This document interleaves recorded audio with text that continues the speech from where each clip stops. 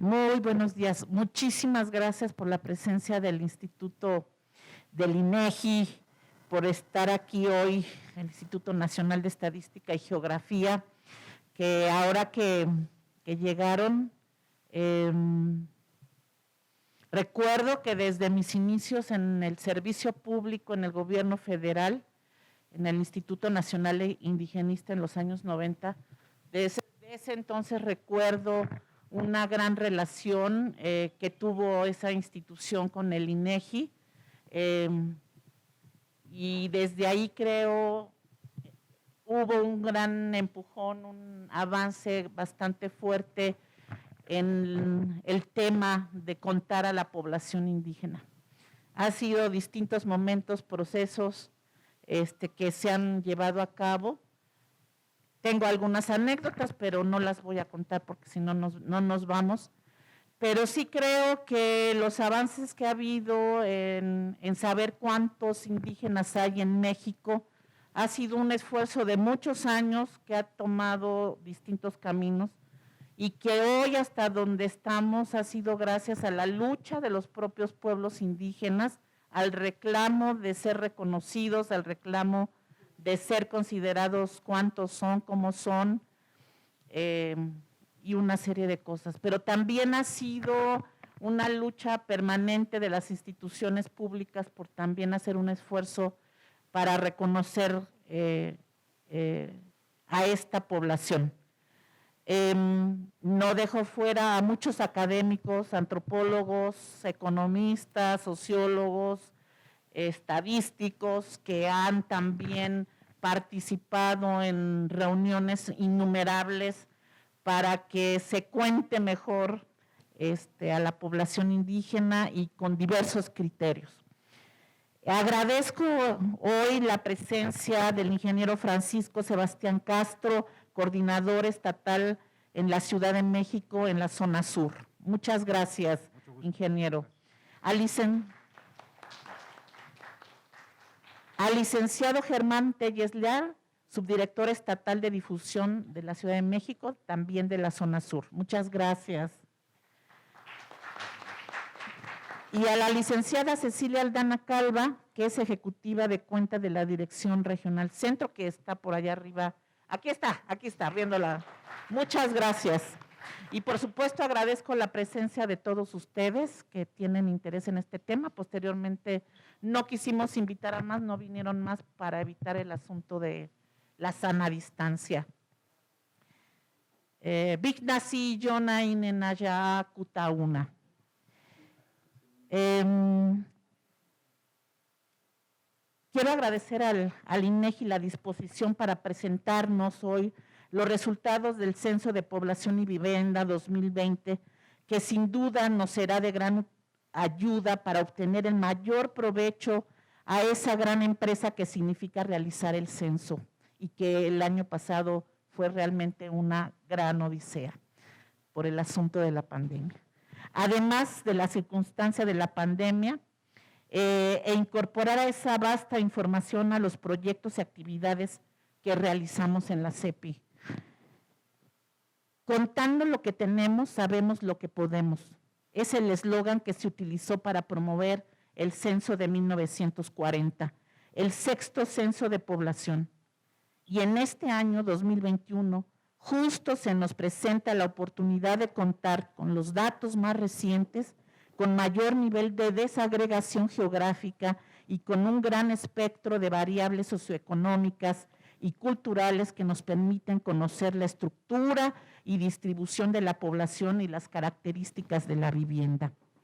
El censo 2020 es el 14º que se realiza en México.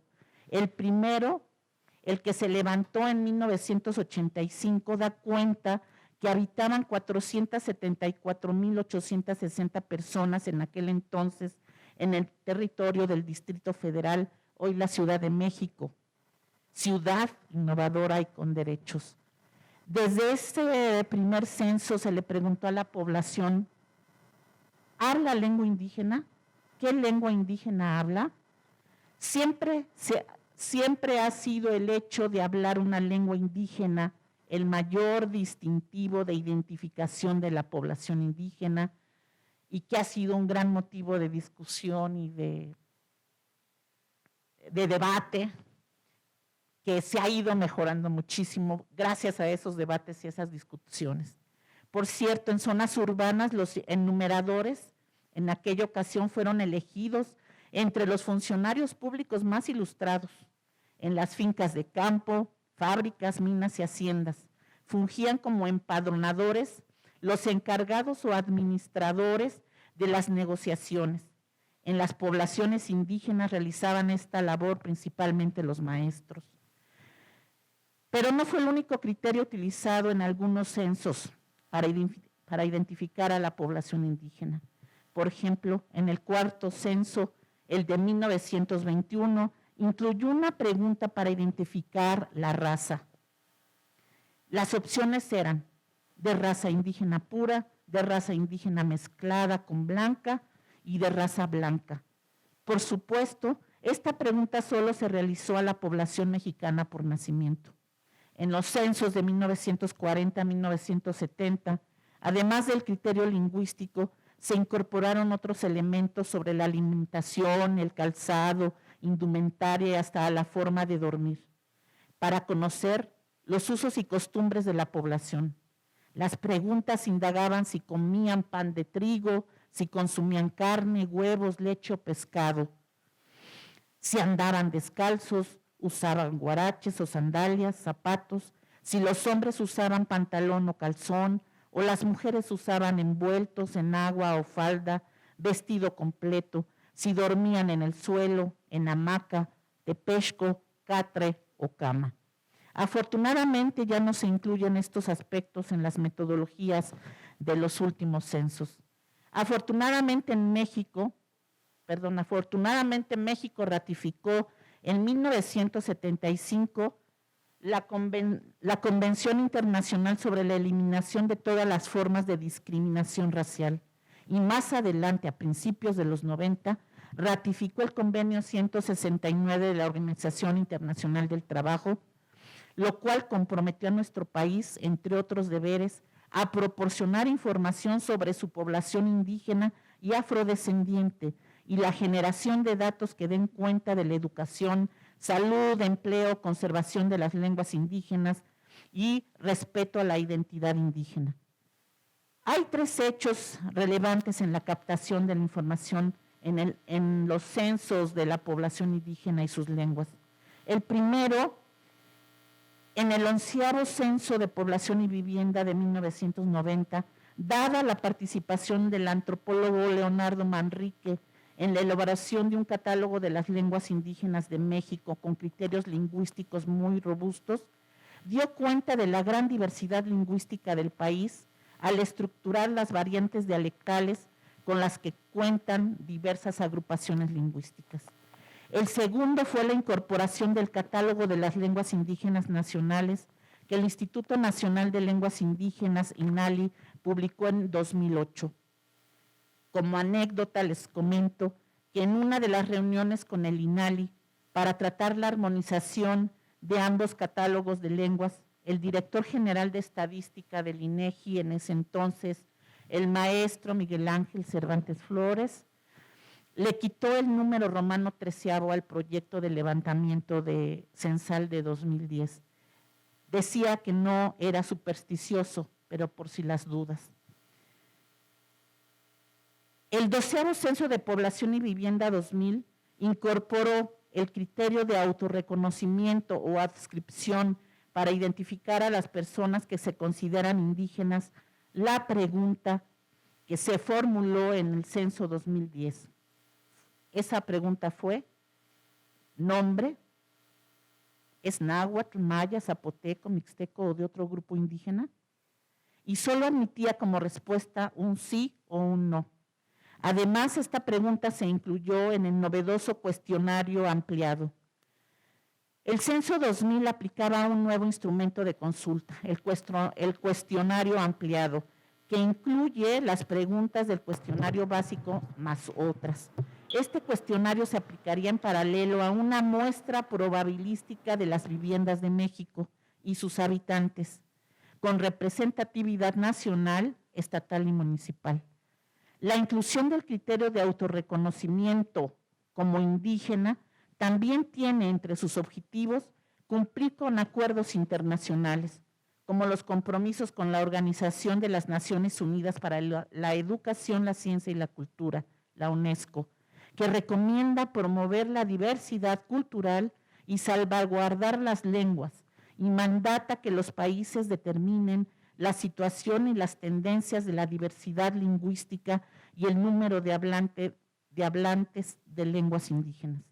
Y por supuesto, en total armonía con el artículo 2 de la Constitución Política de los Estados Unidos Mexicanos, con el artículo 3 de la Ley del Instituto Nacional de los Pueblos Indígenas y con el artículo 2 de la Constitución Política de la Ciudad de México. Ya contamos ya contamos un poquito de los antecedentes de cómo se ha contado a los indígenas en la ciudad, en el país y en la ciudad. Ahora vamos a analizar y vamos a conocer para planear nuestras acciones. Echemos manos de toda la riqueza que ofrece el Censo de Población y Vivienda 2020 y para eso hoy estamos aquí.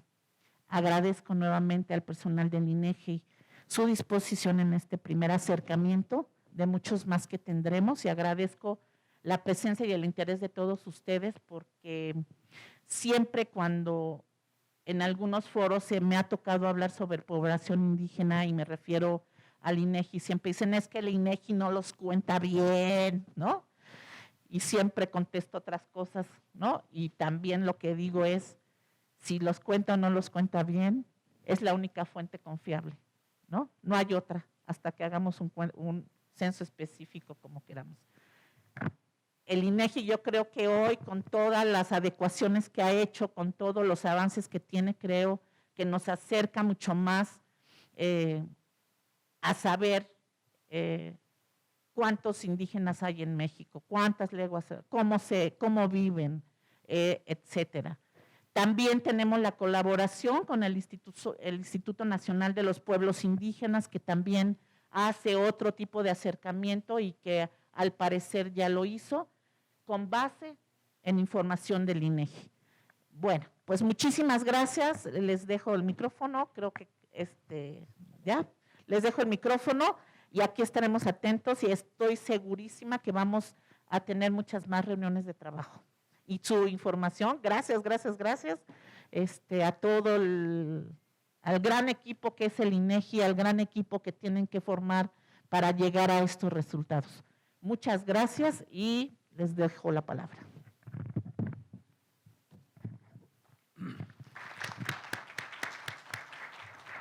Sí. Primeramente, buenos días a todos.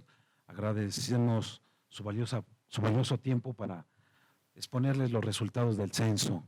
En nombre de nuestro presidente del instituto, el doctor Julio Santaella, pues agradecemos, como reitero, su valioso tiempo, ya que es un tiempo muy valioso cuando dedicamos a cierto enfoque para aprender, para saber, para ver qué tanto tenemos dentro de nuestro territorio. Puede ser en estadística infinito, muy infinito la estadística.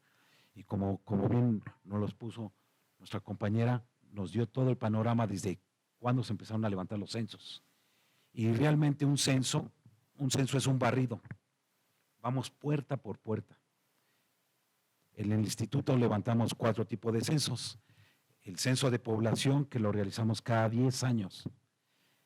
Y hay un intermedio a los 5, un conteo de población. El censo económico, que lo realizamos cada 5 años. ¿Sí? El censo agropecuario, que esperemos que ahora sí todo manejamos con presupuesto también para el próximo año. Ahorita arrancamos el lunes pasado con la consulta pública para el censo agropecuario. Entonces, ojalá que sí liberen el presupuesto y el próximo año lo levantaríamos. Y un cuarto censo que realizamos, que es el censo de gobierno, seguridad pública e impartición de justicia. Este es nuevo, entre comillas, ya tenemos 11 años levantando estos censos y se levanta tanto a la Suprema Corte de Justicia, magistrados, hasta llegar hasta los alcaldes y los municipios. ¿Sí? Ahí solicitamos toda la información respecto a lo que es seguridad e impartición de justicia y es una serie de datos muy rico, involucra desde su presupuesto, cómo está su plantilla, las tecnologías de la información, las sanciones como servidores públicos también que ha habido y todo. Es una muy rica la información. En la Suprema Corte de Justicia también vemos, se enfoca también los resultados, cómo están todos los casos y los casos que se han medido y los resultados que se hemos dado, que realmente de todos los que conllevan y como resultado de un 100% nada más se ejecutan un 10%, un 15%, dependiendo el caso. Y los demás están en carpeta, ¿no? Entonces, da mucha información. Ahorita vamos a ver el censo de población. Les comentaré que este censo de población, pues a nivel nacional, para realizarlo se contrataron 200,000 personas a nivel nacional. Para la Ciudad de México fueron aproximadamente 14,000 personas. ¿Qué hicimos? ¿Qué se hace para levantar? Es un ejército de gente. En principio se tiene que reclutar. Contratamos gente de la zona porque, como les dije, el censo es un barrido, hay que tocar puerta por puerta para identificar las viviendas que hay en los predios. Ahora, actualmente, lo que utilizamos para levantamiento es un teléfono. Ya no ocupamos papel. El papel lo dejamos a la deriva. Parte de la misión del instituto es brindar a la sociedad información veraz y oportuna. Anteriormente captábamos todo en papel, codificábamos, teníamos capturistas, clarificadores, codificadores, y al final, casi después de 2, 3 años, dábamos los resultados. Ahora, precisamente, levantamos la información en el mes de marzo, teníamos presentes que el mes de diciembre ya teníamos que dar la información, y no obstante, la dimos en el mes de enero de este año. Si ven, el lapso es muy pequeño, muy corto, y a nivel mundial estaban programados 27 países y prácticamente los que levantamos la información fueron 3 a nivel mundial. Entonces, dimos resultado. Nos cayó la pandemia a la mitad del levantamiento en marzo. En marzo del año pasado estuvimos haciendo el levantamiento y pues nos cayó la pandemia y por lo tanto, pues redoblamos esfuerzos. Tuvimos que replegar un poco al personal y no obstante, para un censo tenemos que dar, de acuerdo a la estadística, debe ser una fotografía, lo más en cuestión de resultados, el 96% obtuvimos de resultado que dio la población. El barrido se hizo al 100%. La etapa de numeración, que es la primera etapa del mes de marzo, tocamos todas las puertas, sabíamos dónde había viviendas, si estaban en uso temporal, si estaban habitadas y obtener la información. El objetivo era tener toda la información para la fotografía en ese momento, ¿sí? Entonces, les voy a brindar los resultados agrupados, son resultados agrupados. No obstante, tenemos los miles de tabulados, miles de indicadores que están en la página. Posteriormente de la presentación, nuestro compañero va a entrar a la plataforma del instituto, que todo es libre, y en dónde podemos obtener la información y llegar muy desagregadamente hasta lo que requerimos nosotros, para que lo ocupemos en nuestro ámbito. Recordando que los datos son duros, los datos son los oficiales, ¿sí? Son normados, los indicadores son normados. El instituto, así como realizamos el Índice Nacional de Precios al Consumidor y al Productor, son datos duros para que lo ocupe todo en su ámbito. Realizar estudios profundos, ¿sí? Se les da la plática, se les puede dar una guía más o menos dónde pueden aplicarlos. Damos pláticas, acabamos de ir al Ejército y Fuerza Aérea, y bueno, ¿dónde van a ocupar? Pues sí, lo ocupan mucho. La estadística se ocupa en todos los sentidos y les dimos exactamente población y vivienda. De ahí que nos contactaron y vamos a seguir dando plática para ver todavía que ocupen la estadística en su ámbito ellos, en todo lo que implica. Con los bomberos hemos ido también, con los economistas también vamos, y pues, para decirles en dónde están cuestiones económicas, cómo es la desagregación del Producto Interno Bruto, con dónde se puede ocupar, ¿sí? Bien, empezamos con lo adelante.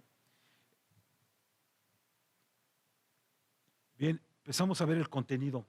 el contenido, las características del censo 2020, lo que arrojó la población, la fecundidad, trae apartados de fecundidad, de mortalidad, migración, etnicidad, discapacidad, educación, las características económicas, servicios de salud, situación conyugal, religión, hogares censales, viviendas, etapas de difusión, que también, pues conforme a la pandemia, pues tuvimos un poco de retraso, no obstante, ya casi estamos terminando los últimos tabuladores e indicadores para la sociedad. Y los efectos de la pandemia, que ya les di un resumen, eso ya no lo vamos a ver, qué tanto hicimos, qué tanto nos replegamos. En el momento del último punto, los efectos de la pandemia, llevábamos prácticamente casi el 90% de información recuperada. No obstante, el barrido ya lo habíamos hecho. Entonces teníamos etapas de verificación, etapas de aseguramiento de calidad y se hicieron varias etapas de verificación para seguir recuperando información y hacer un aseguramiento de calidad de la información. Cabe mencionar que para cada evento, para cada encuesta que hacemos, el censo es el universo, las encuestas de ahí agarramos los universos, ¿sí? Quiero una encuesta para el censo y en específico vamos a suponer que la ENIG ingreso-gasto en los hogares, de ahí agarramos una muestra porque sabemos cuáles viviendas y en dónde vamos a estar, qué estratificación y todo lo que involucra. Entonces, queríamos nosotros obtener nuestro objetivo es obtener los mayores resultados, la mayor fotografía para que demos los mejores resultados, que es parte de nuestra esencia del instituto. Y de acuerdo a la normatividad que nosotros presentamos, trabajamos con Naciones Unidas, trabajamos con la ONU, con la ODC para ver y estar aplicando toda la normatividad para que posteriormente los resultados no nada más los apliquemos a nivel territorio, sino también a nivel internacional y puedan ser comparables. Bien. ¿Sigue? El objetivo es producir información, la dimensión estructural y distribución espacial sobre la población, las características socioeconómicas y culturales, la cuenta de viviendas, las características así. El censo muestra la tendencia demográfica, económicas y sociales. Las tendencias demográficas, la demografía, vamos a ver más adelante las pirámides, cómo se está invirtiendo la pirámide ya, cómo a nivel nacional, pues cada vez la población es más longeva, ¿sí? ¿Y dónde se enfoca más a nivel territorial? Pues la Ciudad de México ya. Y después bajamos hasta las alcaldías. Sí, hicimos un cuestionario básico y un cuestionario ampliado, como lo mencionó nuestra compañera. El cuestionario ampliado, el básico, prácticamente 38 preguntas, y de ahí que la entrevista de 12 más o menos 5 minutos, dependiendo los residentes habituales. ¿Qué quiere decir esto? También nosotros, para producir un producto, una encuesta, tenemos que ver qué preguntas se van a realizar. Bien mencionado, se involucran a todas las áreas, dependiendo. Si es el censo económico, la Secretaría de Economía y todos los medios, los académicos. Si es población, y mucho más todavía. ¿Qué quiere decir esto? Una pregunta, estas 38 preguntas, imagínense, les comenté, son 14,000 personas que contratamos aquí en la ciudad, a nivel nacional 200,000 personas. El tiempo de aplicación, si tengo un cuestionario más grande, pues voy a tener más tiempo, voy a adquirir más tiempo para aplicarlo. O, por lo tanto, voy a alargar a lo mejor más tiempo de aplicación. No en 25 días, 28 días, a lo mejor voy hasta mes y medio.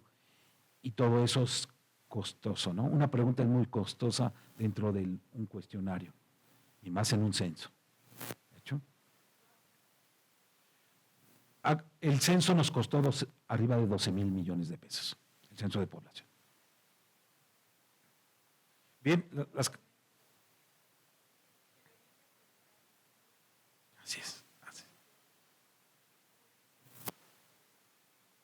así es. Así es. Y aparte recordemos que debemos llevar nosotros un histórico, el histórico para que poder comparar si vamos bien o vamos no, o cada en su ámbito cada quien tiene que verlo. Vamos a ver educación, cómo se ha implementado y el analfabetismo ha bajado. Entonces todos esos detalles también y para hacer políticas públicas a quien corresponda todo. Nosotros damos datos duros, obtenemos, procesamos y se los ponemos a todo mundo para que los ocupen. De ahí que les comento, cada pregunta es muy costosa, mucho, muy costosa. En este sentido, el de población es uno de los más costosos, 12,000 millones costó, no obstante que les vuelvo a comentar, nos ahorramos anteriormente en el censo del 2010 ocupamos todavía capturistas, codificadores, ocupamos papel. Y ahora compramos equipo. Equipo fueron celulares y que de ahí se vino hasta la carga de trabajo, hasta el entrevistador, los tramos de control. Entonces hay que vaciar la cartografía, hay que hacer los programas, hay que hacer todo. Se tiene que capacitar a todo el personal que reclutamos y que contratamos, se les da el ISSSTE, se les asegura principalmente, ¿no? Y es un trabajador del instituto en ese lapso, ¿sí? Se les asegura en todo momento, los equipos están asegurados también, se compran y se aseguraron, pero imagínense, se compraron arriba de 250,000 equipos. Entonces es un costo, un gasto. Se hizo las máscaras para poder capturar y todo lo que involucra.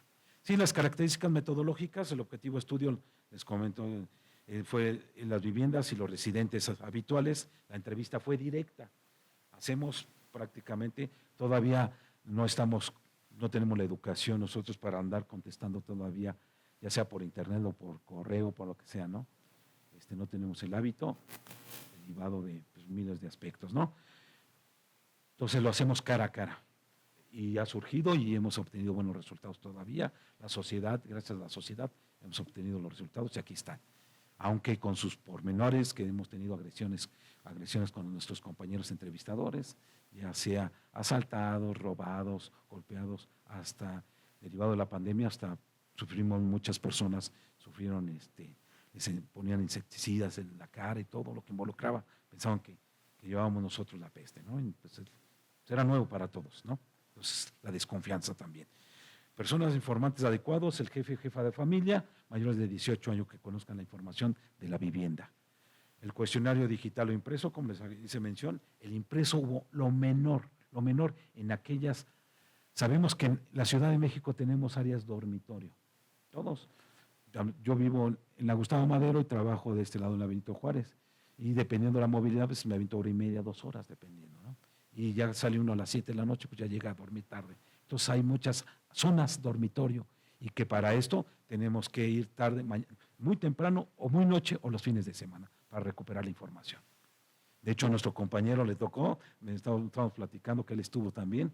Entonces, de carne propia, vivir, recuperar la información. ¿A qué se enfrentan nuestros compañeros, nuestro ejército, para que tengamos nosotros los datos aquí ya, ¿no? Entonces sí hay que ocuparlos, todo es gratuito, una vez que ya está el gasto, pues hay que ocupar toda la información en nuestro ámbito, ya sea académico, laboral, en la casa también con nuestros hijos, hay que ocupar la información, es gratuita. Bien, les comentaba que también hubo un pequeño instructivo de autoenumeración. La autonumeración, les digo, no tenemos la cultura. Cénsate tú mismo, aquí lo tenemos. No tuvimos ni el 1%. Entonces, derivado de esto, ¿no? De que se los dejábamos, venía con, ¿cómo hicimos nosotros para pegar la etiqueta? Viene un sistema QR para que cada vivienda venía específicamente ubicada con GPS y dejábamos para saber en dónde lo dejamos, de dónde venía la vivienda. No obstante que vienen los datos. Pero pues así se implementaron varios aspectos, varias estrategias para recuperar la mayor parte de la información. Se dice por lo menos al menos 3 visitas del entrevistador. No, aquí era rescata la información. ¿Sí? Es mañana, tarde, noche y cuantas veces fueres. El periodo de levantamiento fue del 2 al 27 de marzo, pues nos agarró la pandemia a la mitad, como les había mencionado, ¿no? Momento de referencia al 15 de marzo. Pasamos todo a tanto recuperar información con los centros de asistencia social también. Todo, nadie se quedó fuera. Hicimos el recorrido del 15 de la noche también con la población sin vivienda, los indigentes, y también captamos todo. Estuvimos en las cárceles también para ver cuánta población había. Toda la información para sumar todo y dar resultados, publicarlos. Bien, los temas y variables de población y vivienda vemos en cuestiones de población. Les decía, manejamos dos tipos de cuestionario, uno básico, que fue casi toda la población, y un ampliado, que fue una muestra, y de ahí saca un bajo. ¿Qué viene diciendo esto? El ampliado traía más variables, incluyendo las mismas del cuestionario básico, más enfocado en cuestión de etnicidad, en cuestión de religión, en cuestión de discapacidad. Bien, los temas de población que venían, hablamos del básico, los residentes habituales, sexo y edad, la desagregación, hogares censales, fecundidad y mortalidad, migración, discapacidad, etnicidad, situación conyugal, educación, servicio de salud, características económicas, religión, un total de 27 preguntas. Y en las viviendas, lo que se preguntó, enumeración de las viviendas, las características de la vivienda, tamaño y uso de servicios, servicios básicos y institucionales sanitarios, equipamiento, bienes y vehículos, las tecnologías de la información y así las viviendas colectivas que les había comentado. Bien, los resultados del levantamiento que arrojó: viviendas visitadas, habitadas y deshabitadas y uso temporal. Las tenemos que clasificar. La Ciudad de México, plenamente, si vemos aquí para la Ciudad de México, en el enfoque de viviendas, nos arrojó visitadas 3.036.000 viviendas.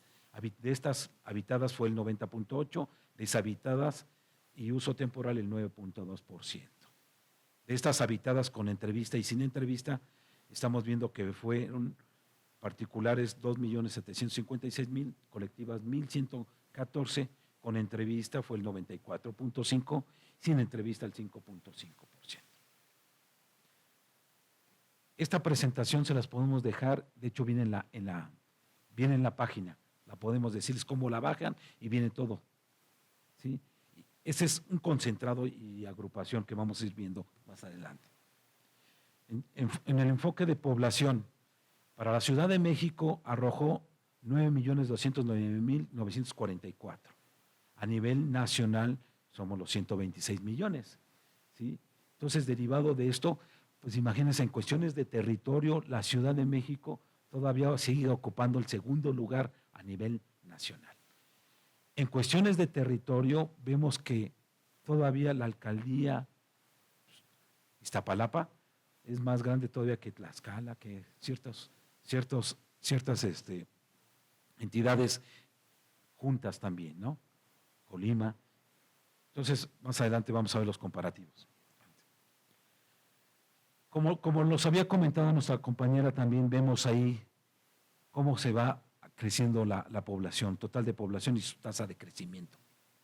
Sí, el promedio anual desde 1895 al 2020. Y si vemos del 2010 al 2020, un incremento todavía, la Ciudad de México creció.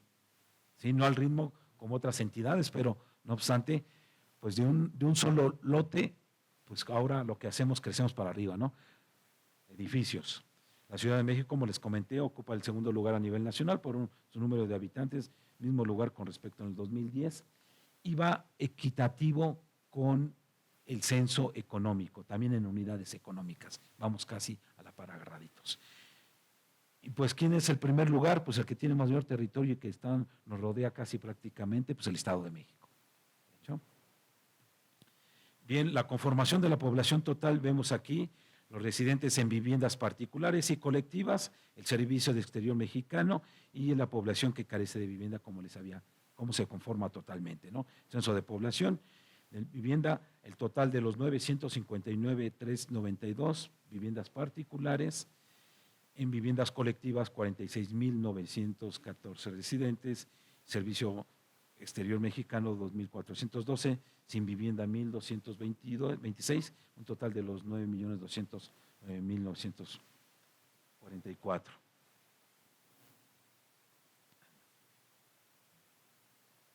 Adelante. Bien, ¿cómo está distribuida en hombres y mujeres? Vemos que el 47.8 son hombres y el 52.2 mujeres. Benito Juárez tiene el mayor porcentaje de mujeres, el 53.4%, Y en este sentido, Xochimilco tiene el mayor porcentaje de hombres, con el 48.7%. Es lo que nos arrojó en la Ciudad de México.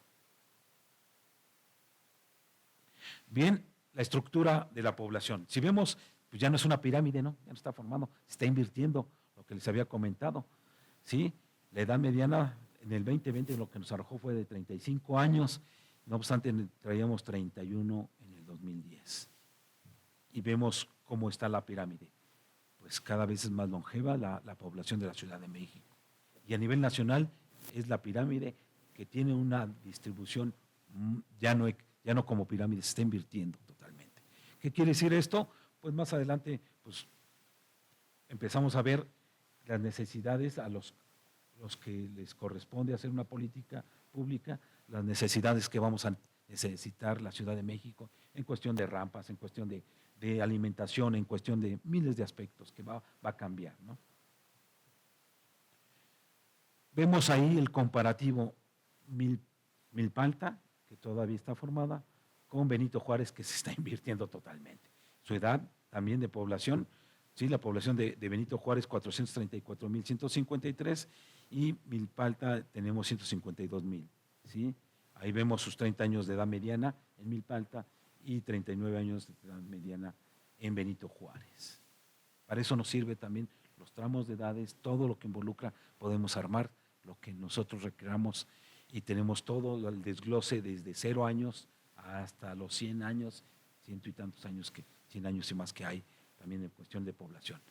Recordemos que la población anteriormente, la edad promedio de vida, pues traíamos de 55, 60, 65, ahora por edad promedio pues ya estamos 70, 75 y traemos personal de 80, 90, 100 años. Ya. Bien, la distribución de la población por grupos de edades, aquí podemos ver de 0 a 17 años, ¿sí? Está disminuyendo. En el 2010 traíamos el 27.3, pasó al 22.1, la Ciudad de México.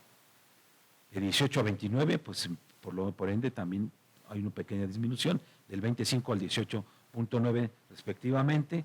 De 30 a 59 años, 40.5, un incremento a 42.8. ¿Qué quiere decir esto? También tenemos población económicamente activa actualmente, que estamos en el auge. De 60 años y más se está incrementando, pasando del 11.6 al 16.2%. ¿Qué quiere decir esto? También que una década, 2 décadas podemos hacer una proyección, ahí están los datos para que puedan hacer proyecciones, no obstante, para ver la población económicamente activa, se empieza, ahorita estamos en el auge, posteriormente, si no traemos gente joven o niños y todo lo demás, se va a empezar a reducir y por lo tanto vamos a tener carencias en población económicamente activa, lo que ha pasado en otros países. Es un análisis muy rápido lo que podemos verlo, se puede hacer proyecciones, se puede hacer todo lo que ustedes requieran con todos los tramos de edades y todo lo que involucra. Bien, la estratificación de las entidades federativas según su población. ¿Qué hacemos aquí? Pues plenamente ponemos la Ciudad de México y el Estado de México. El Estado de México casi 17 millones. Entonces, pues como les comenté, imagínense la movilidad que tenemos en la Ciudad de México, ¿no? Pues de esos 17 más los 9 millones, pues ¿cuántos somos aquí? Y en dónde se concentran los poderes, en dónde se concentran los hospitales, donde se concentran las escuelas, todo lo que involucra que queremos saber, pues aquí está. Por ende, imagínense cuando nosotros les comenté las pláticas a los bomberos, al ejército, cuando hay un desastre, ¿dónde hay más densidad de población? ¿Dónde circula más? En un territorio muy pequeño que es la Ciudad de México y circula más. Y nos enfocamos más todavía hacia qué alcaldía, Cuauhtémoc, ¿no? Pues ahí vamos al centro a comprar, hay mucho movimiento, hay Benito Juárez. Entonces veamos cómo cuando hay un desastre, donde necesitamos más información fresca para ver y actuar rápidamente. ¿Esto qué nos conlleva también? Pues aunque sea la movilidad, pues el costo de servicios va a ser mayor, ¿no? La necesidad va a ser mayor, el gasto va a ser mayor, aunque estemos transitando. Si yo me quedo atravieso 4 de las alcaldías y pues, a lo mejor voy a comer a una, llego a otra a comprar o llego a esto. Pues estoy consumiendo. ¿Cuánta gente no suma? Aparte de los residentes que viven ahí. Entonces se incrementan los servicios, ¿no? O sea, tenemos que hacer un análisis muy rápido. Pero veamos cómo está la distribución a nivel nacional, ¿sí? Su población y las grandes ciudades que estamos, ¿no? Adelante. La población total por entidad federativa, y como les dije, pues el Estado de México sigue creciendo, aparte que tiene mucho, ¿no? Tanto en viviendas como en población, ¿no? Ellos arrojaron casi los 17 millones, la Ciudad de México 9 millones, no obstante Colima, Baja California, Campeche, Nayarit, pues imagínense, 731,000, 798,000, 928,000, 1,000,000. Simplemente Iztapalapa traemos 1,000,000 y fracción, 1,600,000. Entonces, ahorita lo vamos a ver como el comparativo, que simplemente pues estamos concentrados, ¿no? Bien, la tasa de crecimiento de la población por entidad federativa, vemos ahí su tasa de crecimiento. No obstante que la tasa de crecimiento para la Ciudad de México, si lo vemos en este sentido, pues hubo una tasa ya muy baja de 0.3, no hubo crecimiento, pero no obstante crece todavía la Ciudad de México. Y donde todavía hay territorio y todo lo que involucra, y hay atracción turístico, todo, pues empieza a crecer, ¿no? Está Quintana Roo, Querétaro, Baja California. No obstante, pues la Ciudad de México está, ya no tenemos para dónde crecer, ¿no? Tenemos todavía localidades, la Ciudad de México todavía tiene localidades rurales. Está Tláhuac, Xochimilco, Milpalta, Tlalpan. Entonces todavía tenemos ahí las localidades y están contabilizadas también y estamos llegando a levantar hasta el último rincón. ¿Qué quiere decir esto? También en el agropecuario tenemos, la Ciudad de México tiene agropecuario, claro, tenemos agropecuario, colindamos todavía con el estado de Morelos y cabe mencionar que hemos encontrado gran variedad todavía de cultivos, pequeños, aunque sea de autoconsumo, no obstante grandes todavía tierras que tenemos de aquel lado hacia arriba de Coajimalpa, tenemos y donde se siembra papa y está el contrato con Sabritas, y sabemos, tenemos todo el enfoque, ¿no? Porque tenemos que saber qué se produce y cuál es el consumidor final. Si hay intermediarios, si hay exportaciones, todo. Así como en el agropecuario, también en todas las unidades económicas también sabemos y llevamos los registros, cuáles se exportan, cuáles se importan, qué tipo, y clasificadores. Así como nos mencionaron la tipificación para clasificar, tenemos todo un estándar para lo que les comenté del Censo de Seguridad Pública en Partición de Justicia. También se trabajó muchísimo para hacer un catálogo de delitos. No es lo mismo un delito que sea aquí en la Ciudad de México una violación como en Chiapas, ¿no? A lo mejor en Chiapas no lo toman en consideraciones y aquí sí. Actualmente para eso nos sirvió poderlo clasificar y poderlo homologar y ponerlo a su disposición para que se maneje el mismo lenguaje. Bien, la población por demarcación territorial, vemos aquí plenamente la distribución de la población por cada alcaldía. Iztapalapa 1,835, Gustavo Madero 1,173, Álvaro Obregón 759, Tlalpan 699, no obstante Milpalta siguen creciendo, todas crecieron, 152,000, 217,000, 247,000, lo que viene siendo Milpalta, Coajimalpa y la Magdalena respectivamente, y con sus 9,209,944 residentes. La tasa de crecimiento, vemos ahí su tasa de crecimiento. En este caso Milpalta tuvo mayor crecimiento con 1.6, ¿sí? Coajimalpa, pues donde todavía tuvieron las áreas rurales, tuvieron crecimiento. La Benito Juárez tuvo un pequeño crecimiento, pero hacia arriba. Y vemos, no obstante, la Gustavo Madero una pequeña disminución. ¿Qué quiere decir esto? También nos arroja y más adelante nosotros tuvimos que ver los resultados. A lo mejor hubo una pequeña disminución, causa, motivo, razón, pues el temblor también del 17. La pandemia también en su momento cuando se agarró la mitad. Benito Juárez, pues hay mucho adulto mayor y que sus hijos se los llevaron, ¿no? Estuvimos preguntando, estuvimos viendo causa, motivo, para ver los resultados en específico ya, por qué hubo una disminución en ciertos lugares. ¿sí? Entonces la tasa para la Ciudad de México fue de 0.4, hubo crecimiento. ¿Sí? Bien, la distribución de la población por tamaño de localidad, y vemos que 100% pues es urbana, casi, no obstante todavía traemos rurales de 50,000 a 99,000 habitantes y menores de 2,500 habitantes con un 0.2%. Y ya vemos que a nivel nacional tenemos 599 localidades menores a 2,500 habitantes, 15 localidades de 100,000 y más habitantes. Relación hombres y mujeres por grupos quinquenales de edad, y vemos ahí, si vimos la comparación del crecimiento, cómo va y la agrupación de las edades, pues por cada 100 mujeres hay 92 hombres a nivel Ciudad de México, y asimismo vemos las edades, ¿sí? La relación hombres y mujeres, el 53.3%, lo vemos en el enfoque de 85 y más, y de 15 a 19 es donde tenemos el mayor, de 103.7%.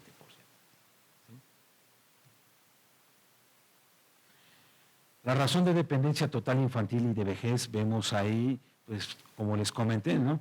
El infantil tenemos un 39 en el 2000, 2010 un 32, va reduciéndose, 2020 un 25. No obstante, de vejez se está incrementando para la Ciudad de México. Y vemos que en el 2020 hay 41 dependientes por cada 100 personas en edad de trabajo. Porcentaje de población de 65 años y más por entidad federativa, y empezamos a ver, pues, la Ciudad de México, ¿no? Ahí está, población de 65 años donde se nos está incrementando más. Sí, teniendo ahí actualmente el 11.1, no obstante en el 2010 traímos el 7.9. No, y vemos otras entidades como Quintana Roo, Baja California, Chiapas, Baja California Sur, pues con 3, 4.4, que es un incremento muy pequeño, y así nos vamos, ¿no? Entonces, si vemos, la Ciudad de México sigue siendo, no, y va a seguir siendo longevo. El porcentaje de población de 65 años y más por demarcación territorial, vemos, a nivel Ciudad de México tenemos el 11.1. No obstante, Coyoacán trae el 14.7, Benito Juárez. Pues son las demarcaciones con mayor porcentaje de personales de adultos mayores. No obstante, Milpalta, Tláhuac, Coajimalpa pues traen el 7.5 respectivamente.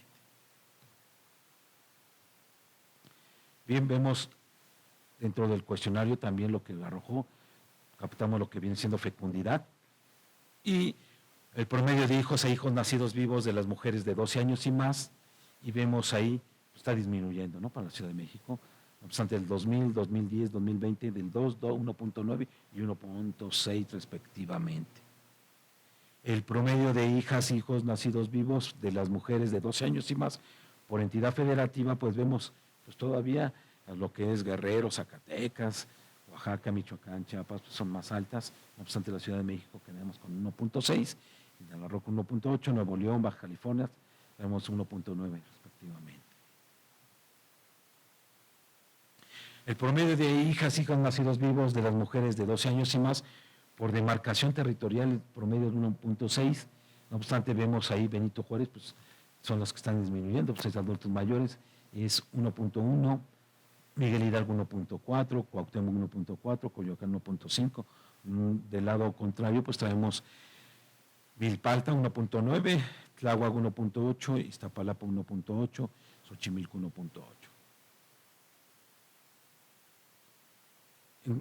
Lo que siguiente tema, vemos lo que es mortalidad, el porcentaje de hijos fallecidos de las mujeres de 12 años y más por grupos quinquenales, y vemos cómo está, no obstante, derivado de todo lo que ha hecho el gobierno federal, estatal y municipal ocupando estadísticas, pues ha implementado tanto todo lo que es seguridad social para empezar a reducir todo lo que los fallecimientos y más en pequeños, ¿no?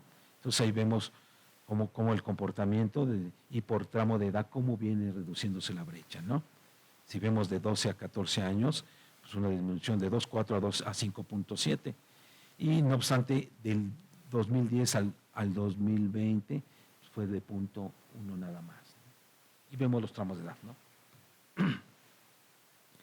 El porcentaje de hijas, hijos fallecidos de las mujeres de 12 años y más por entidad federativa, vemos, la Ciudad de México todavía trae el 6.3, no obstante Nuevo León, Quintana Roo, Coahuila son los menores, a nivel nacional es el 7.1, los que traen mayores todavía traemos pues lo que es Guerrero, Oaxaca, Veracruz, Puebla, desde casi el 10, 8 y 8 respectivamente.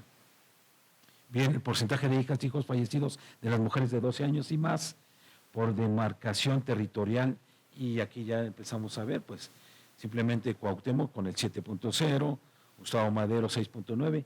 A lo mejor podemos hacer un análisis, pues entre mayor población debe de haber más, ¿no? Pues hay que ver también los tramos de edades, ¿no? Pues hay que ver todo lo que involucra. Y los que tienen menos gente. La Ciudad de México es a nivel 6.3, Milpalta fue el 5.8, Tláhuac 5.9, Benito Juárez 5.9. Cabe mencionar que cuando nosotros empezamos a dar salud, empezamos a dar los resultados, ya traemos la pandemia y ya venían las vacunas. Se tuvo que, con el gobierno federal, se tuvo que dar los resultados por tramos de edades para que hicieran su planeación.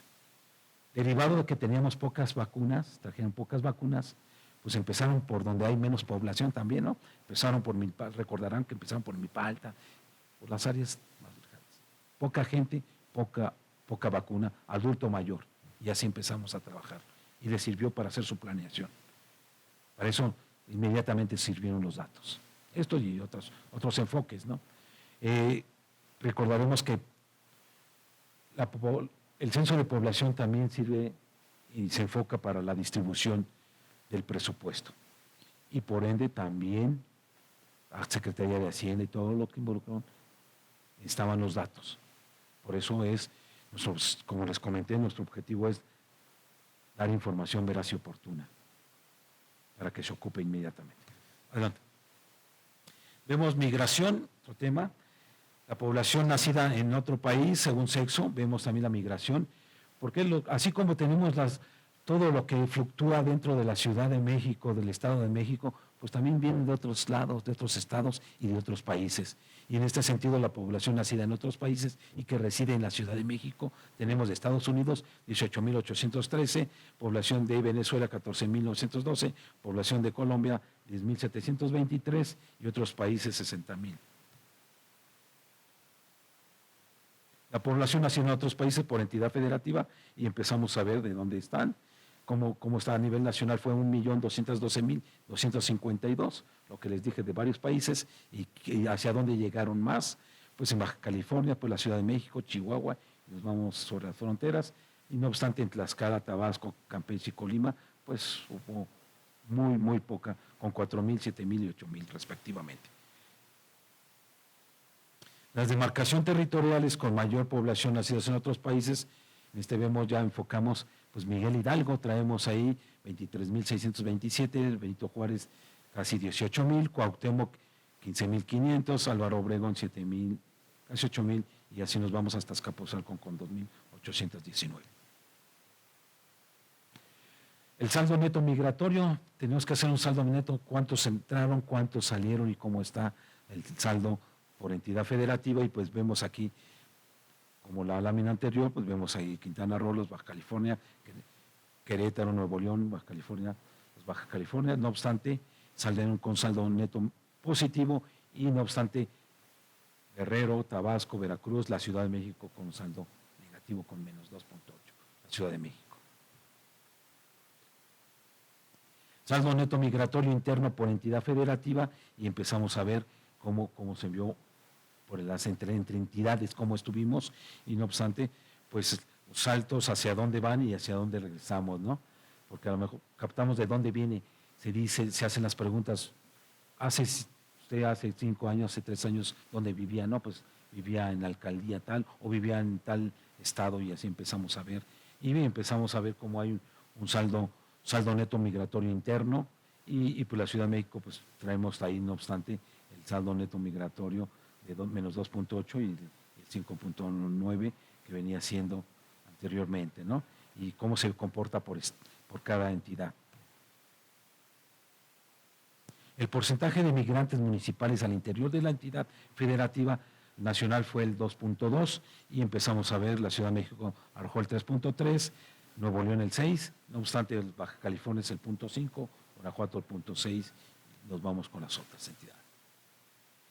Principales causas de la migración, vemos reunirse con la familia, el 23.2% en la Ciudad de México, cambió oferta de trabajo al 16%, se casó o se unió el 13.9%, busca trabajo el 12% y así nos vamos de cada uno. Tuvimos que preguntar cuál fue sus principales causas de su migración dentro de la Ciudad de México. Las demarcaciones territoriales con mayor porcentaje para cada causa de la migración, busca trabajo, cambió oferta de trabajo, reunió, se casó, estudió, y vemos el comportamiento de las alcaldías y su porcentaje de migrantes, ¿sí? De inmigrantes en este caso, cómo se movió. No obstante, en Iztapalapa, pues también deportación, regresaron. Recordemos que actualmente tenemos muchos migrantes e inmigrantes también dentro del territorio, ¿no? Las demarcaciones territoriales con mayor porcentaje para cada causa de la inmigración, vemos ahí su porcentaje, si busca trabajo, Coajimalpa, no obstante el comportamiento es distinto. Las demarcaciones territoriales residentes en marzo del 2015 y si por desastres naturales la Benito Juárez, como les comenté, pues también ahí hubo un movimiento, ¿no? Pues fue el temblor del 17 y pues nos tuvimos que mover algunos, ¿no? Algunos también las casas como fueron dañadas, ¿no? Los inmigrantes internacionales por país de origen y principales causas del movimiento migratorio, vemos que prácticamente tuvimos de los inmigrantes internacionales fueron 48,000 y de dónde fueron, pues de Estados Unidos tenemos casi el 35%, de Venezuela el 25.6%, de Colombia el 31%, de España tenemos el 37.9%, República Argentina el 40%, vemos de Brasil el 44.2% y de Francia el 32.2%. Otro tema, vemos la etnicidad, la población de 3 años hablante de lengua indígena. Recordemos que todas las preguntas anteriormente cuando se hace la consulta pública se invita a todos para ver qué preguntas pueden entrar, como les habíamos comentado, de hecho participaron para la consulta pública y de ahí que en el 2010 traíamos 1.5 y en el 2020 traemos 1.4. ¿Qué quiere decir esto? Bajó en cuestión de porcentaje, no obstante de absolutos. En absolutos traíamos 123.224 y actualmente 125.153 la Ciudad de México. Hablante de lengua indígena. Se les pregunta, mucha gente anteriormente no quería, por pena, por lo que sea, declarar. De hecho, entonces ahora, la población de 3 años y más hablante de lengua indígena que no habla español, y ahí ya empezamos a sacar porcentajes, 2010.6, el 2020.8. Traemos 700 y actualmente 1,032 Ciudad de México. A nivel nacional también lo podemos sacar y lo tenemos dentro de la página del instituto. El porcentaje de población de 3 años y más. Adelante. El porcentaje de población de 3 años y más hablante de lengua indígena por entidad federativa, y aquí vemos Oaxaca con el 31.2, Chiapas 28.8, a nivel nacional el 6.1, no obstante Coahuila con el 0.2, Aguascalientes 0.2, Guanajuato 0.2 y la Ciudad de México con el 1.4. La distribución de población de 3 años y más hablante de lengua indígena por tamaño de localidad, y empezamos a ver la Ciudad de México, pues prácticamente estamos aquí, están concentrados en la zona urbana. También tenemos en la zona rural, no obstante, traemos de 15,000 a 49,000 habitantes el 3.9, de 2,500 a 14,999 habitantes traemos el 2 y menos de 2,500 el 2.7%. La población en hogares indígenas y su estructura por edad y sexo. La población está bien formadita todavía, ven su pirámide y estamos bien formados. En este sentido, los 289,139 de la Ciudad de México 142.520 son hombres y 146.619 son mujeres. Vemos ahí cómo se distribuye y cómo prácticamente traemos de 20 a 24 años el 4.8%, 25 a 29.29, el 47% en el enfoque de hombres y el 4.6% respectivamente en mujeres de ambas edades. Entonces tenemos toda la desagregación de las cifras en tabulados. En dónde está, traemos ubicación en dónde están también. De hecho, para que puedan hacer planeación y todo. Es una desagregación específica. Les comenté desde el inicio que el censo captamos el barrido puerta por puerta y sabemos la población cómo está distribuida, no nominalmente, de acuerdo a nuestros artículos de confidencialidad, no podemos darlo, pero sí sabemos hasta por manzana, AGEP y manzana, área estadística básica, que es una agrupación de manzanas, y hasta por manzana.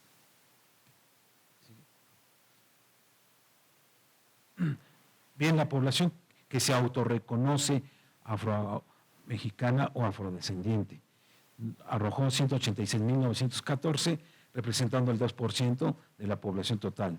El 49.2 hombres, 50.28 mujeres. Hablan alguna lengua indígena, 2.4, y vemos su pirámide como está, también ya se empieza a invertir, empieza a hacer un rombito también, ¿no? Entonces, ahí están los datos, tenemos toda la desagregación, tanto a nivel Ciudad de México, a nivel por AGEP, a nivel nacional también por entidades. Sí. Otro tema donde captamos viene discapacidad, la población con discapacidad con limitación en la actividad cotidiana o con algún problema o condición mental. Estas variables se han ido actualizando, se han ido de acuerdo a la consulta, de acuerdo a las pruebas piloto que hacemos para captar lo más certero posible, ya que muchas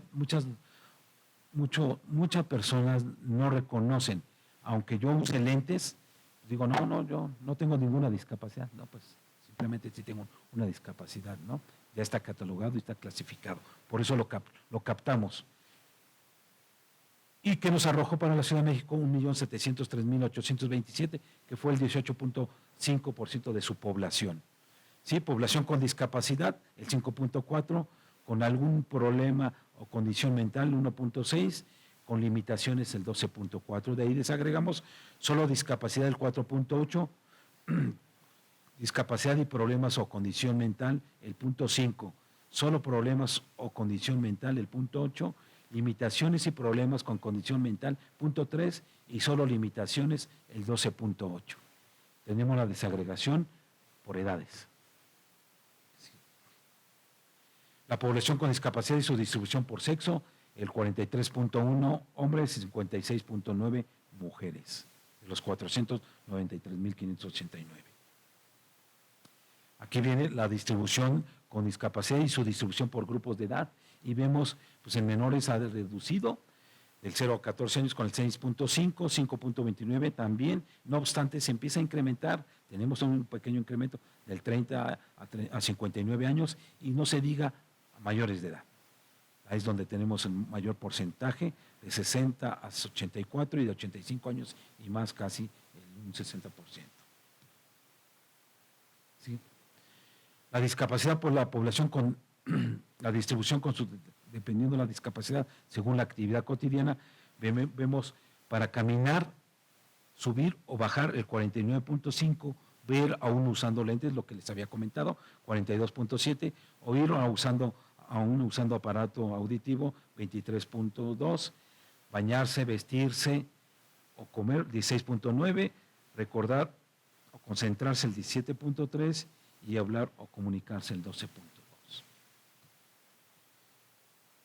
Tocamos el tema de educación, el porcentaje de población de 3 a 5 años que asiste a la escuela según sexo, y vemos un incremento pasando en totales del 62.2 al 72.0 del 2010 al 2020 respectivamente, y su desagregación en hombres y mujeres 71.7 y 72.2 en hombres y mujeres respectivamente en el 2020. El porcentaje de población de 6 a 14 años que asiste a la escuela según sexo, vemos ahí una pequeña disminución. ¿Qué quiere decir esto? A la mitad de la pandemia nos agarraron y nos dijeron, la pregunta decía específicamente, ¿Pedro asiste actualmente a la escuela? Actualmente, no. No podemos cambiar las preguntas. Imagínense, pues, aparte de que hicimos todo la consulta pública, las pruebas piloto y todo, y a la mitad de la pandemia. Entonces, no obstante, este es el único indicador para la Ciudad de México que cayó un poco. Actualmente estoy haciendo la planeación para hacer una encuesta de calidad de población, del Censo de Población 2020, donde vamos a empezar a trabajar, empezamos a ver para el próximo evento que tengamos, apliquemos ciertas variables y podamos sacar todavía, y que aunque esté la pandemia o lo que se nos enfrente, demos certero y que den la información real. No asiste, pero sí va a la escuela, ¿no? Ya con eso podemos ajustar. Entonces, de ahí su distribución, ¿no? Como estuvo tanto en hombres y mujeres. Adelante. Bien, la estratificación de las entidades federativas según porcentaje de población de 6 a 14 años que asiste a la escuela, y vemos en la Ciudad de México el 94.7, y por estratificación vemos ahí también a nivel nacional, y las tres más, Hidalgo, Yucatán, Baja California Sur, y las tres menos en este sentido, Chiapas, Michoacán de Ocampo y Guanajuato. El porcentaje de población de 15 a 24 años que asiste a la escuela, según sexo, vemos aquí en la Ciudad de México, y vemos un comportamiento de incremento, pasando del 52.0 en el 2010 al 55.3 respectivamente, y su desagregación en hombres y mujeres. El analfabetismo de la población de 15 años y más, y vemos ahí una reducción 100%. Anteriormente nos arrojaba el censo más analfabetismos con adultos mayores, no obstante se han hecho derivado de todas las políticas públicas que ha hecho el gobierno federal, estatales y municipales, pues han enfocado para reducir el analfabetismo. Y ahí vemos el comportamiento del 2000, 2010 y 2020, de 180,000, 140,000 a 107,000 que arrojó, y su desagregación en hombres y mujeres, y por ende la tasa empieza a reducir, ¿no? Pasando de 2.9, 2.1 a 1.4 respectivamente. La tasa de analfabetismo de la población de 15 años y más por grupos de edades también lo que nos arroja, y pues vemos que pues, en adultos mayores es donde tenemos el mayor porcentaje todavía, ¿no? No obstante, si hay de 15 a 29, de 30 a 44, y se tiene que seguir trabajando y seguir impulsando la educación. La estratificación de las entidades federativas según población analfabeta de 15 años y más, y empezamos a ver los estratos a nivel nacional, cómo pinta, y vemos hacia el sur, donde está más marginado. En la Ciudad de México traemos 107,444, las tres más, Veracruz de Ignacio del Llave, Chiapas, México, las tres menos, Baja California Sur, Colima y Aguascalientes. La estratificación de las entidades federativas según porcentaje de población analfabeta de 15 años y más, vemos también cómo está a nivel nacional, ¿sí? Por estratos. No obstante, la Ciudad de México trae el 1.4, las tres más, Chiapas, Guerrero, Oaxaca, está marcado, y las tres menos, la Ciudad de México, Nuevo León, Coahuila y Zaragoza. Adelante. Vemos que el grado promedio de escolaridad de la población de 15 años y más, según sexo, y vemos el comportamiento, el grado, hay un incremento, el grado de escolaridad de la Ciudad de México. La Ciudad de México sigue repuntando, donde se concentra y tiene el mayor porcentaje de la población académicamente. Sí, vemos que el comportamiento 9.6, 10.5 y 11.5% el grado de escolaridad. ¿Qué quiere decir esto? Pues empezamos a ver los 6 años de primaria, 3 años de secundaria, y así le vamos sumando. Entonces, ¿en dónde estamos la Ciudad de México? ¿Cómo están las demás entidades, ¿no? En cuestiones de escolaridad. Y aquí vemos el promedio de escolaridad de la población de 15 años y más por entidad federativa, lo que les marqué ahorita, 11.5 que trae la Ciudad de México, y así vamos a aterrizar hasta las alcaldías que traen más escolaridad. Nos sigue Nuevo León, Coahuila, Sonora, así hasta llegar hasta Chiapas, Oaxaca. A nivel nacional, el promedio es 9.7. El grado promedio de escolaridad de la población de 15 años y más por demarcación territorial, vemos que la Ciudad de México trae el 11.5 y, no obstante, pues Benito Juárez ya trae el 14.5. Miguel Hidalgo el 13.1, 12.5. Si vamos sumándole, pues ya casi trae 1 año, 2 años de carrera, ¿no? Y así vamos. No obstante, 10 años, pues, secundaria. Traemos primero de secundaria, preparatoria, las entidades, las demarcaciones territoriales. Entonces, cuando damos las presentaciones a cada demarcación, pues aquí hay datos para que ellos empiecen a actuar también, ¿no? En todos los momentos. Arroja mucha información, muchos indicadores el censo para que lo apliquen en cada ámbito.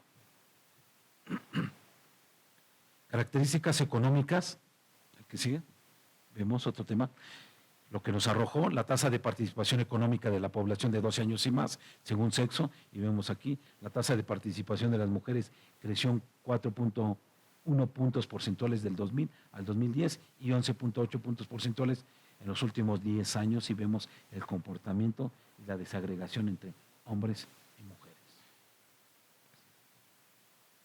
Bien, vemos la participación de 12 años y más, también la tasa por entidad federativa y cómo está la tasa en la Ciudad de México. No obstante, vemos ahí Quintana Roo, Baja California Sur, Colima, y no obstante Zacatecas, Oaxaca, Durango son las menores, ¿no? A nivel nacional, 62%. La población de 12 años y más que ocupada y su distribución por sexo, y vemos de los 4.985.000, que es el 97.8%, la población económicamente, vemos que el 54.4 es hombres y el 45.6 mujeres. Posteriormente vamos a ver la tasa de participación de 12 años por entidad federativa y vemos ahí la Ciudad de México a nivel nacional es el 98.1, la Ciudad de México trae el 97.8, no obstante el mayor trae Yucatán 98.8, Nayarit, Baja California, Jalisco. Vemos el comportamiento de la tasa de ocupación de la población de 12 años y más. Bien, la distribución de la población de 12 años y más no económicamente activa. Pues tenemos un porcentaje económico y el otro no es económico, pero tenemos una desagregación.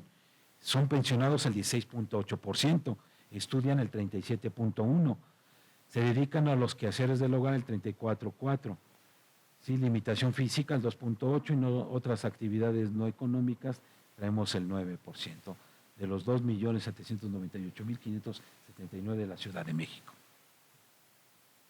Servicios de salud. Bien, la distribución de la población por condición de afiliación a servicios de salud, vemos el comportamiento, un incremento pasando del 63.8 al 72.6 respectivamente, que son afiliados. Y por ende, pues bajan los no afiliados, ¿no? Del 33.6 al 27.2%. ¿Cómo está distribuido ese porcentaje de afiliaciones? Pues vemos que el IMSS todavía está con el 58%, el ISSSTE casi 17%, el ISSSTE estatal 0.2%, Pemex 1.6%, Instituto de Salud, que es el INSABI 18.0%, el IMSS Bienestar 0.3%, instituciones privadas 6.6% y otras instituciones 1.4%. Vemos otro rubro que arrojó también y que captamos, que viene siendo la distribución de la población de 12 años y más por situación conyugal. Vemos mucho comportamiento. Anteriormente, pues la unión, los casados, los divorciados. Vemos solteros, el 38.1 se incrementó. Y si hay un incremento de solteros, por lo tanto, pues hubo desuniones. Y ahí viene, casados bajó 29.9, unión libre se incrementó pasando del 14.2 al 17.2, separados 4.8 al 6.1, viudos 5.1 a 5.4 y se divorciaron del 2.6 al 3.1. Terminamos lo que es religión. ahorita y vemos que pues así rapidísimamente lo que continúa todavía siendo católicos, lo que nos arrojó casi 7 millones de personas, protestantes 68,000, judaicos 17,000, islámicos 1,600, raíces étnicas 584, raíces afro 13,000, espiritualistas 7,000, otras religiones 14,000, sin adscripción a religión 462,000 y sin ninguna religión 1,000,000. Bien, hasta aquí lo dejaríamos porque después entraríamos todavía, si le cambia la lámina, empezamos con hogares censales. Pero ya, hasta aquí lo dejaríamos. Esta presentación se los vamos a dejar